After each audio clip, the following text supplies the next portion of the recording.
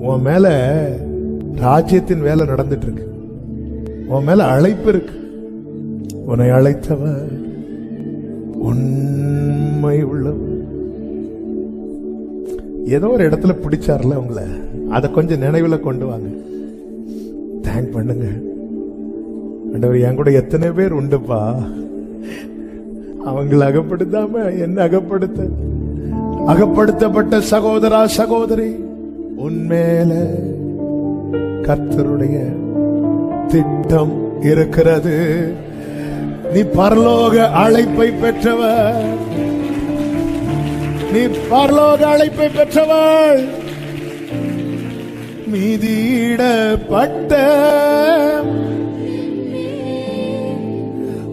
மகத்தான் பாடுங்க.